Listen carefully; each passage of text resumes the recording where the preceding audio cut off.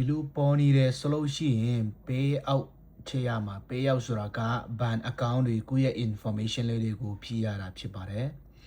ဆိုတော့ဒီလိုပေါ်တာကို ban ချေရမယ်လို့ကျွန်တော်ပြောထားတဲ့အောင်ဒီထဲမှာတယောက်က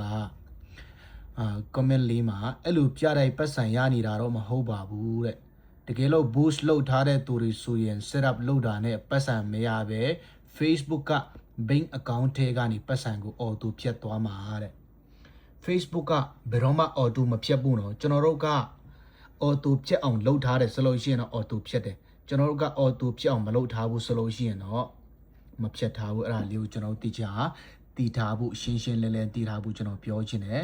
ပြီးရင် Facebook ပေါ်မှာဒေါ်လာအကြောင်းနဲ့ပြောရမယ်ဆိုလို့ရှိရင်ဒီမှာကျွန်တော် comment မှာရေးထားတယ်လို့ဝင်ငွေနဲ့ထွက်ငွေဆိုပြီးတော့2မျိုးရှိတယ်ဆိုတော့ Facebook အပေါ်မှာဒေါ်လာအကြောင်းနဲ့ပြောရမယ်ဆိုလို့ရှိရင်2မျိုးရှိတယ်ပထမတစ်ခုကဝင်ငွေ Facebook ကကျွန်တော်ကိုပေးတဲ့ဒေါ်လာဝင်ငွေပြီးရင်နောက်တစ်ခုကကျွန်တော်က Facebook ကိုပေးရတဲ့ထွက်ငွေပေါ့အဲ့ဒီ2မျိုးရှိတယ်ဒီ2မျိုးထဲမှာဘယ်လိုကွာသွားတာလဲဆိုလို့ရှိရင် Facebook ပေါ်မှာကျွန်တော်ကဗီဒီယိုတွေတင်ပြီးတော့ content monetization လေးတွေကိုပွင့်ပြီးတော့ပတ်စံရှာပြီးတော့ဒေါ်လာဝင်ငွေရတဲ့ဟာက Facebook ကကျွန်တော်ကိုပေးတာပြီးရင်ကျွန်တော်က Facebook ကိုပေးရတဲ့ဒေါ်လာထွက်ငွေကဘာဖြစ်လို့လဲဆိုလို့ရှိရင်ကျွန်တော်က Facebook ပေါ်မှာ boost တစ်ခုခုလုပ်မယ်ကျွန်တော်ရဲ့ post တစ်ခုကိုကျွန်တော်တင်လိုက်တဲ့ video file ဖြစ်ဖြစ်စာဖြစ်ဖြစ်ကြော်ညာ post တစ်ခုကိုကျွန်တော်က